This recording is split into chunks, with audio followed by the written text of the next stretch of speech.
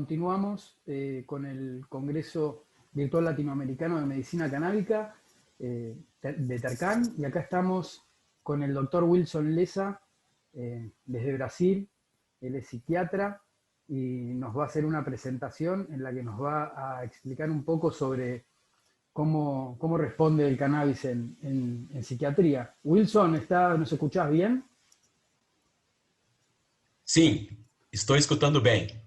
Bueno, genial. Les comentamos que Wilson es profesor de la Universidad Federal de Roraima, en Brasil, es director científico de la Sociedad Brasilera de Estudios de Cannabis y es miembro del Society of Cannabis Clinicians y de la International Cannabinoid Research Society. Así que lo dejamos con el doctor, que tiene mucha información para brindarnos. Recuerden que todas las conferencias van a estar grabadas y se van a subir al canal de YouTube, después lo vamos a informar. Así que bueno, doctor, todo suyo. Muchísimas gracias por estar presente. Bem, eu gostaria de agradecer o convite que vocês fizeram, né? E ao mesmo tempo dizer que é um desafio. É um desafio porque vou falar na língua portuguesa e um desafio também porque nós temos um público que tem pessoas que entendem um pouco mais do assunto, outras pessoas que estão começando a conhecer, mas eu acho que é muito válido.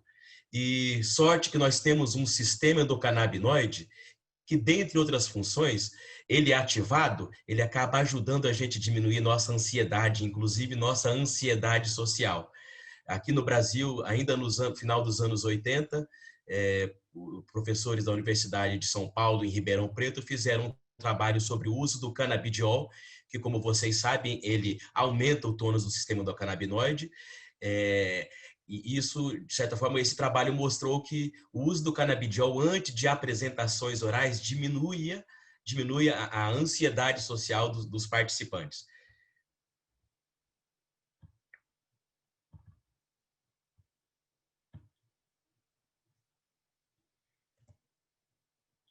Bem, nós vamos falar um pouquinho sobre cannabis, sistema endocannabinoide e o cérebro.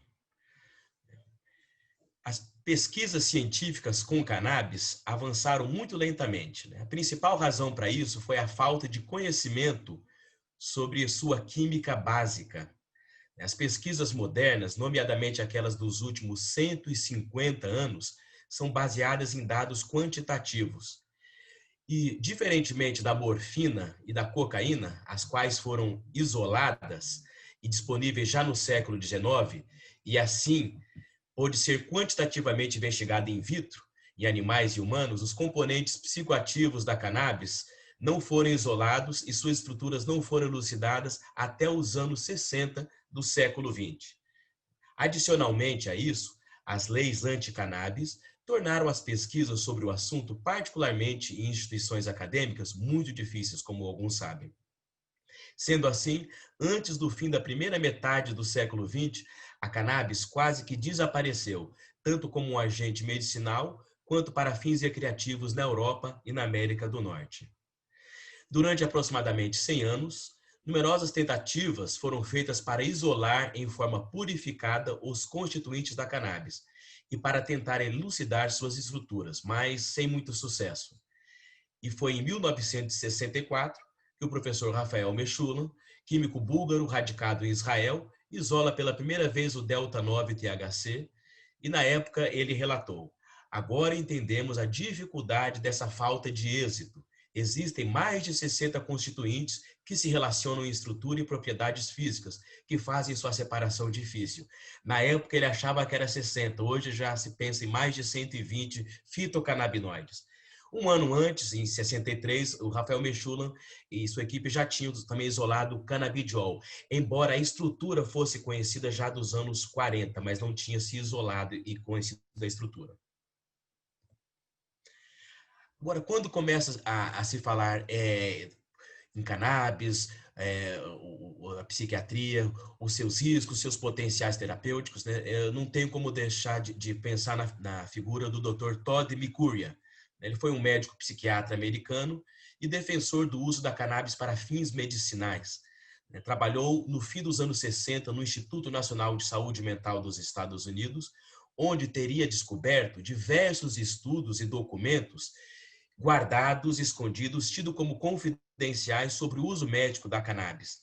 E aí, em 1972, ele publicou o livro Marijuana, Medical Papers, né, onde ele, desses estudos que ele conseguiu encontrar ali, entre 1839 e 1972, né, e foi um marco no movimento moderno da cannabis medicinal. Logicamente que nessa época ele já tinha sido demitido aí do Instituto Nacional de Saúde Mental.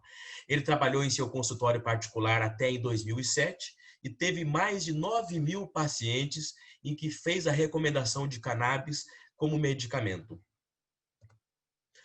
Falando em outro psiquiatra também, né, de muita importância nos estudos aí, inclusive ele fez um primeiro livro antes de estudar cannabis sobre esquizofrenia, né, Dr. Lester Greenspoon, que faleceu esse ano, né, foi um médico psiquiatra americano, né, conhecido por seu longo mandato como professor associado de psiquiatria na Harvard Medical School. Apesar de ter condições de ser um professor titular, de ser um professor emérito, ele nunca conseguiu ser por conta da perseguição que ele sofria por conta da sua crença na cannabis medicinal. Como psiquiatra, ele interessou em estudar os efeitos da cannabis ainda no final dos anos 60, mais precisamente em 1967, e queria descobrir, no primeiro momento, os malefícios e prejuízos relativos ao uso da planta. Todavia, ele encontrou pouca evidência empírica para suportar suas crenças iniciais sobre os perigos da marihuana, e ele foi convencido de que a cannabis era muito menos danosa do que ele mesmo acreditava antes. Seu primeiro livro sobre o assunto reflete sua mudança de visão, chamado Marijuana Reconsidered, de 1971. E no livro Marijuana, The Forbidden Medicine, de 1993, conta diversos casos de sucessos com o tratamento à base de produtos de cannabis para uma série de patologias diferentes. Tanto ele como o Dr. Todd McCullough foram muito importantes para a aprovação da cannabis medicinal na Califórnia, lá ainda em 1996. Agora, apesar deles terem esse conhecimento de que eles utilizavam isso como potencial terapêutico, não se sabia muito bem como que a cannabis funcionava até o final dos anos 80. Inicialmente, pensava-se que o THC e o canabidiol, fitocannabinoides, agiam através de um mecanismo associado à membrana celular, de modo não específico, por difusão simples. E foi em 1988 que a doutora Allen Howlett, da Universidade de São Luís, e sua equipe, descobriram um receptor no cérebro de ratos que funcionava no esquema de chave e fechadura com o delta-9-THC, chamado de receptor canabinoide tipo 1, então, acoplado à proteína G. Cientistas logo perceberam que os animais não tinham esses receptores prontos para acoplarem simplesmente ao THC da planta, e que, desse modo, deveríamos fabricar nossas próprias chaves canabinoides que interagem com esses receptores. Então, a partir de 1988, conhece o primeiro receptor. Em 1992, o primeiro endocannabinoide, nosso canabinoide endógeno, foi descoberto, que é a anandamida, araquidonoil-etanolamina. Em 1993, um segundo receptor sensível aos canabinoides foi descoberto e chamado de receptor canabinoide tipo 2. Num primeiro momento, achava-se que os receptores canabinoides tipo 1 só tinham no sistema nervoso. Hoje se sabe que tem no sistema nervoso central, no periférico e em outros órgãos também. A mesma coisa o receptor canabinoide do tipo 2. Tem em vários órgãos do corpo humano. Em 1995, um segundo composto endógeno, o 2-AG, foi desvendado. Esses compostos foram nomeados como canabinoides endógenos ou endocannabinoides. A descoberta dos receptores canabinoides e dos endocannabinoides causaram uma tremenda excitação na comunidade científica, e as pesquisas com a ciência canabinoide multiplicaram-se desde então. Os cientistas nomearam então esse sistema de receptores e ligantes endógenos que se integram entre si como sistema do canabinoide. Em 1997 foram descobertas as enzimas de degradação e síntese da anandamida e do 2-AG. E assim por diante, a gente foi vendo várias descobertas até em 2013 que a gente foi hipotetizado o endocannabinoidoma, que seria o sistema endocannabinoide expandido. Ou seja, existem muitas outras substâncias endógenas que não são parecidas com a anandamida, mas que têm algum tipo de interação com um grupo de receptores canabinoides. Nós temos o receptor CB1, o CB2, o GPR55, alguns dizem que é o CB3, mas independente disso, tem outros tipos de receptores que acabam interagindo também com o sistema endocannabinoide. Isso tudo faz o endocannabinoidoma, um sistema endocannabinoide expandido. Aqui tem uma linha do tempo mostrando essas principais descobertas. Como isso vai ficar gravado, depois as pessoas podem dar uma olhadinha com mais calma. E como funciona o sistema endocannabinoide, basicamente? A principal função dele é modular os sinais que estão sendo enviados entre as células com o objetivo de manter a homeostase. Isso pode ser desde células cerebrais, neurônios, astrócitos, até em outros locais do corpo também. Quando há muito neurotransmissor, pensando no cérebro, sendo enviado pela célula pré-sináptica, ocorre um desequilíbrio que causa um distúrbio na célula pós-sináptica, resultando em um aumento do influxo de cálcio dentro dessa célula pós-sináptica, levando a célula a fazer uma chave endocannabinoide para agir como um sistema de tampão, para diminuir esse excesso de neurotransmissão. A célula pós-sináptica, então, envia uma chave endocannabinoide de volta para se ligar com a fechadura de um receptor canabinoide localizado na membrana pré-sináptica. Quando o receptor é ativado pelo endocannabinoide, o tônus de liberação daquele neurotransmissor diminui temporariamente, desse modo corrigindo o desequilíbrio. É um meio em que nosso ambiente interno responde às mudanças no meio externo e propriamente no meio interno também. Se, por um lado, o sistema imunológico consegue responder às proteínas de vírus, bactérias e fungos, o sistema endocannabinoide reage às mudanças químicas e físicas dentro do nosso próprio organismo. Os endocannabinoides são produzidos e liberados por demanda pelas células como resposta a um gatilho. Não são acumulados em vesículas como os outros neurotransmissores que a gente conhece. Gatilhos podem ser injúria, doença, inflamação ou outros desequilíbrios fisiológicos.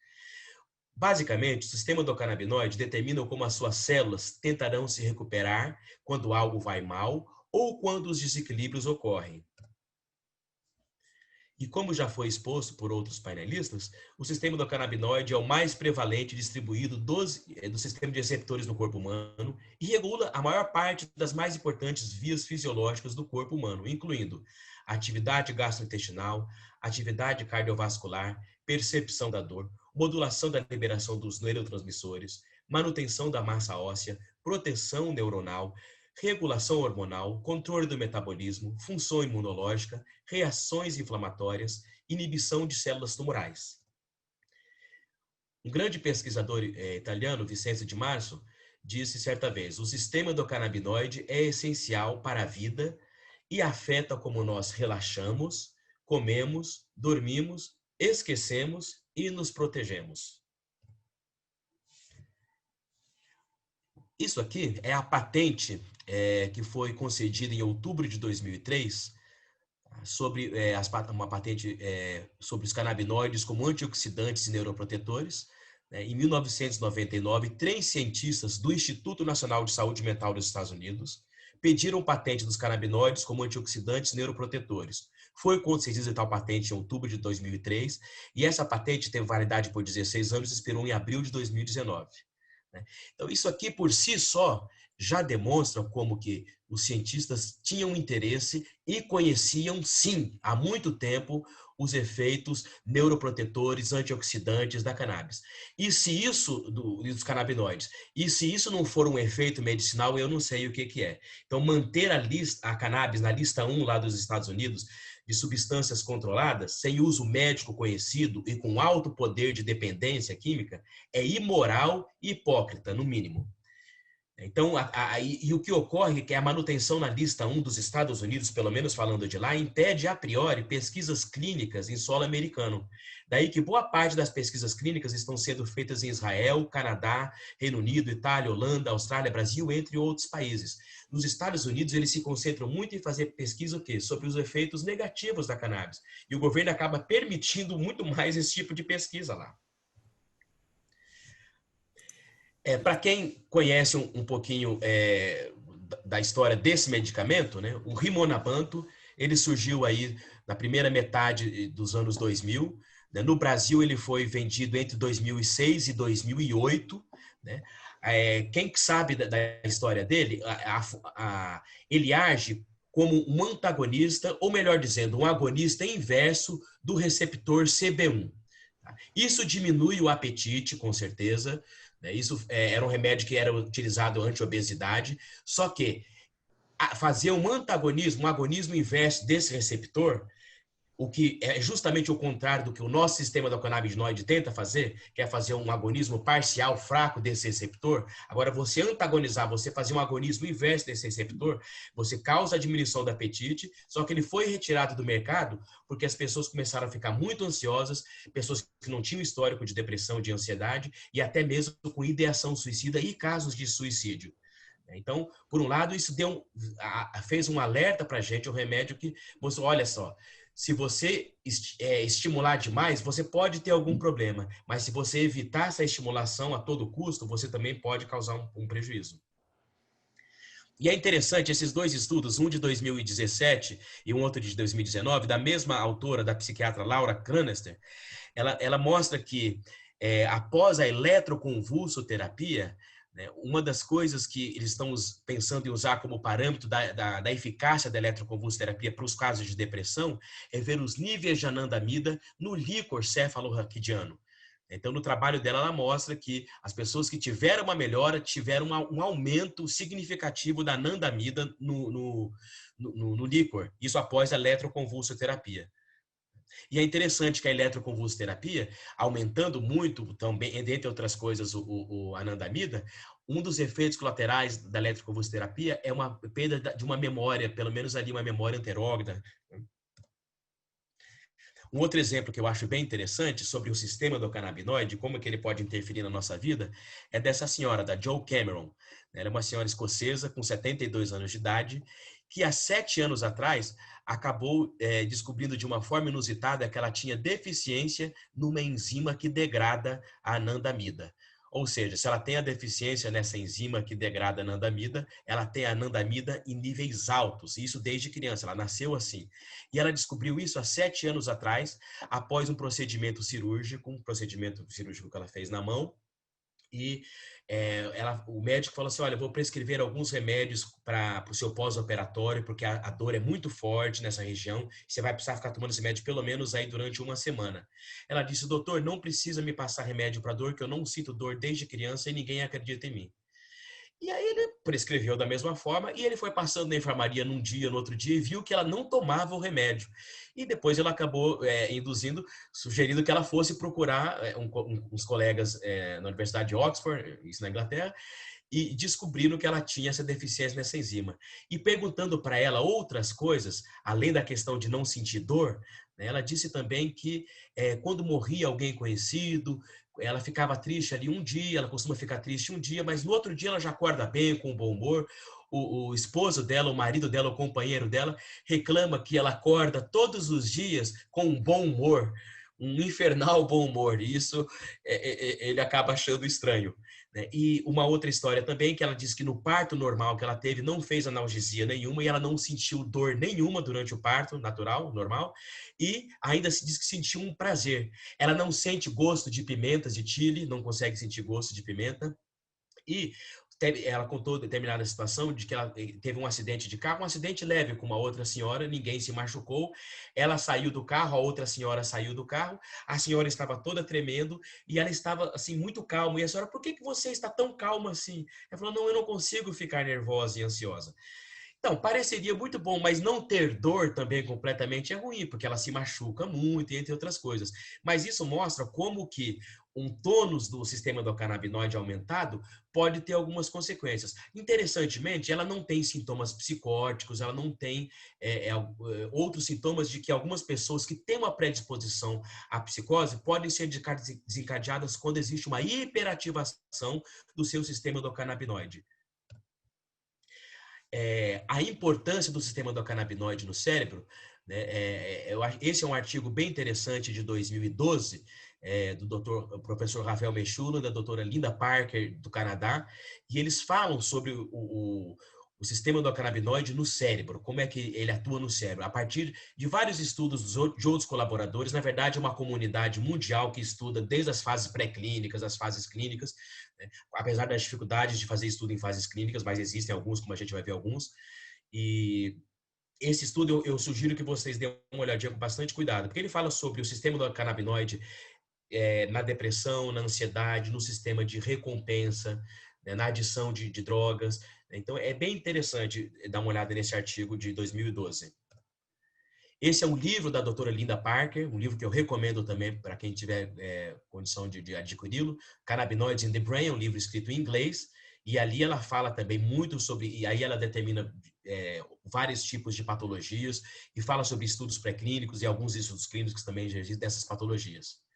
Já foi bem comentado esse relatório da Academia Nacional de Ciências, então eu não vou pular um pouquinho o tempo, eu vou passar por aqui, né? Mas o que fica de interessante é que já tem evidências suficientes, consistentes para dor crônica em adultos, náuseas e vômitos induzidos por quimioterapia e melhora da espasticidade de pacientes com esclerose múltipla.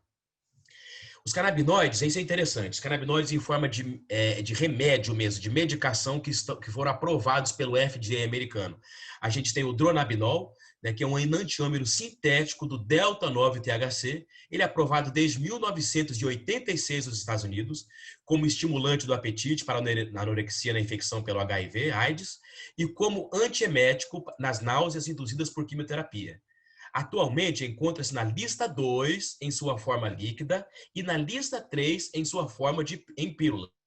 O preço de 60 cápsulas de 10 miligramas, pasmem, é $2.623.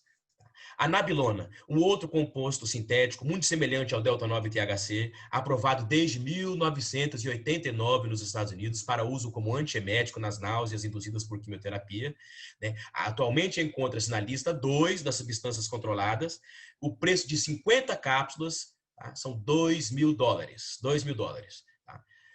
O Epidiolex, o canabidiol puro da planta, 98% extraído da planta, liberado desde 2018 nos Estados Unidos para 2 tipos raros de epilepsia graves.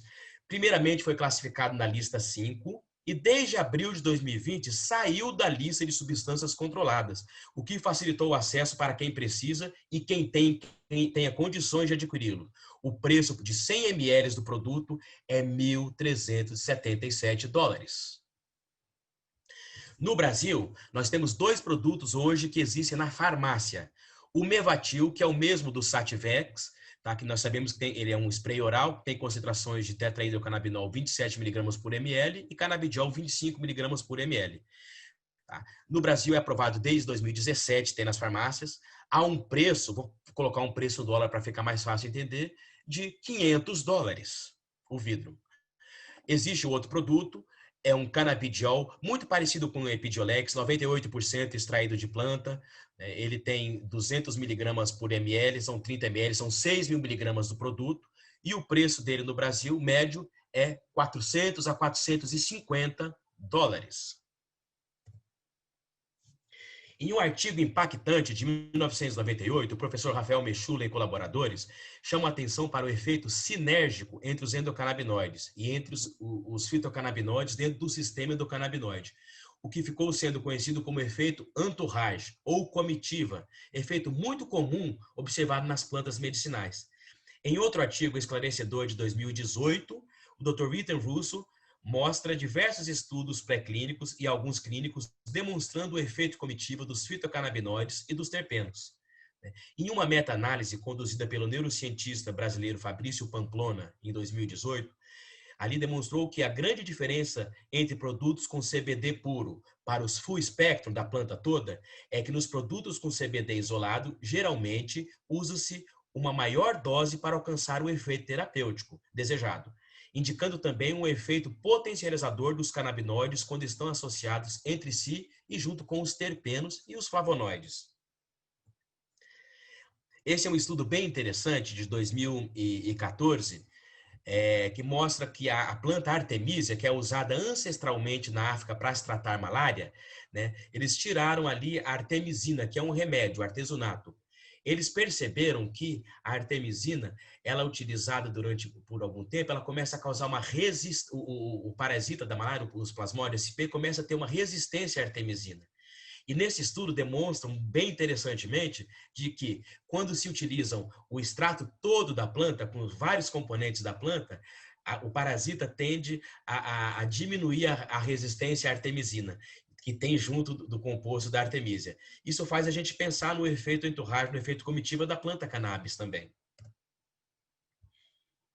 Bem, neste artigo de 2013, dois importantes pesquisadores do Instituto Nacional de Saúde dos Estados Unidos afirmam que a modulação no sistema do canabinoide pode ter um potencial terapêutico em quase todas as patologias que afetam os humanos. O Paul Pacheri e o George Kunos. Falando aqui alguns estudos, né, pensando alguns estudos sobre a doença de Alzheimer, que acaba tendo uma interface entre neurologia e psiquiatria, né, dezenas de estudos pré-clínicos, relatos de caso e estudos observacionais também impulsionaram os pesquisadores a fazer estudos clínicos mais robustos com os canabinoides na doença de Alzheimer. Nesses estudos pré-clínicos foi demonstrado que o THC em dosagens baixas bloqueia a formação de placas senis e dos emaranhados neurofibrilares, e que o canabidiol exerce uma combinação de efeitos anti-inflamatórios, antioxidantes e mantenedor da saúde celular dos neurônios dos danos provindos da excitoxicidade. Um estudo duplo cego, fase 2, com 60 adultos, está em andamento para investigar a eficácia e a segurança de um óleo full spectrum, CBD para THC 20 para 1, para agitação e agressividade relacionados à demência. E esse estudo está sendo conduzido porque em estudos observacionais já foi observado a eficácia e a segurança dos canabinoides para tratar agitação e agressividade nos pacientes com demências. Bem interessantemente, nós temos o uso do canabidiol para esquizofrenia. Já no final dos anos 80 também já foi hipotetizado também por pesquisadores brasileiros da Universidade da USP, o canabidiol como antipsicótico. Agora eu vou falar sobre o estudo que está ocorrendo nesse momento. O Dr. Markus Liwicki é um médico psiquiatra alemão e conduziu um estudo randomizado duplo cego controlado que avaliou os efeitos antipsicóticos do canabidiol purificado da planta em relação ao milsaperidina, um conhecido antipsicótico, em 42 pacientes com diagnóstico de esquizofrenia e transtorno esquizofreniforme. O estudo começou em outubro de 2002 e terminou em março de 2008, sendo publicado em 2012. O principal achado do estudo foi em demonstrar a eficácia antipsicótica do canabidiol e o menor perfil de efeitos colaterais quando comparado à milsaperidina. É importante pontuar que o canabidiol, além de ter uma ação de inibição da enzima que degrada a anandamida, aumentando assim o tônus deste endocannabinoide, atua como modulador alostérico negativo junto ao receptor CB1 e que também por isso apresenta uma ação tampão frente a alguns efeitos indesejados do delta-9-THC, como por exemplo ao diminuir a taquicardia, a ansiedade e eventuais efeitos psicóticos do THC. Eu acompanho um paciente, hoje ele tem 25 anos, tem um quadro de transtorno esquizoafetivo. Esse paciente estava bem do ponto de vista do humor, com lítio, um estabilizador do humor, 900 miligramas por dia, e clozapina, um antipsicótico, 100 miligramas por dia. Todavia, ele queixava que persistia com uma alucinação auditiva, alucinação audioverbal. Dessa forma, junto com a mãe dele, a gente pensou em começar o canabidiol após a gente ter tentado a clozapina até 600 miligramas por dia, ele não melhorou da alucinação auditiva e ainda ficou muito sedado. Aí pensamos em introduzir o canabidiol. Voltamos o clozapina a 100 miligramas, introduzimos o canabidiol e foi chegando até 120 miligramas ao longo de uma semana. No final da segunda semana dessa associação do lítio com a clozapina e com o canabidiol 120 miligramas, o rapaz acordou dizendo que estava sem ouvir nenhuma voz. E assim ele permanece há pelo menos aí há 9 meses aproximadamente. Então, o canabidiol, nesse caso, foi associado à medicação que ele estava em uso para ter uma melhora num sintoma como a alucinação auditiva. É um caso bem interessante que a gente deve publicar, pretende fazer essa publicação. Também temos aí um trabalho bem interessante, que ele já foi terminado, não foi publicado ainda, do transtorno de estresse pós-traumático. Né? A doutora Sue Sisley, uma médica psiquiatra americana, ela trabalha no Veterans Affairs desde 2003, foi professora na Universidade do Arizona por 8 anos, quando foi demitida por ativismo político em defesa de sua pesquisa com TEPT e cannabis. Ela concluiu recentemente um estudo raro aprovado pelo FDA em 2016 para transtorno de estresse pós-traumático, um estudo duplo cego randomizado, né, com um N de 76 com veteranos de guerra. Cada participante recebeu uma quantidade semanal de aproximadamente 14 gramas da flor seca, com concentrações que variavam de 0 de THC, 2 de THC, 6 de THC, 12 de THC e uma mistura de 6 de THC com 6 de CBD. Poderiam utilizar na forma de cigarros ou para vaporizar, e o que não fosse consumido era devolvido no final de cada semana. Apesar de não ser ainda publicada, a pesquisadora adiantou que a principal hipótese de estudo foi demonstrada, de que as amostras de cannabis de 6%, com CBD 6%, foram mais efetivas que as outras concentrações dos fitocannabinoides para o controle de sintomas do transtorno de estresse pós-traumático, principalmente questão do pesadelos, transtornos do humor e a hiperatividade autonômica. Pessoal, eu já extrapolei o meu tempo. Tenho alguma coisa para falar sobre o autismo, fibromialgia, mas realmente eu não quero extrapolar o tempo porque tem outros palestrantes para também estarem falando. Esse é um estudo que eu acho que quem puder dar uma olhadinha também vale a pena, né, da doutora Stacy Gruber, da McLean Hospital, é o hospital psiquiátrico da Universidade de Harvard. Ela acompanhou durante 3 meses pacientes que estavam em uso de prescrição de cannabis medicinal nas suas várias formas, tanto flor como óleos, cápsulas, e ela tem um estudo de avaliação por neuroimagem, né? E foi bem interessante que ela descobriu algumas coisas que eu não vou adiantar para vocês, que nós estamos com o tempo adiantado, mas quem puder dar uma olhadinha depois. Mas basicamente,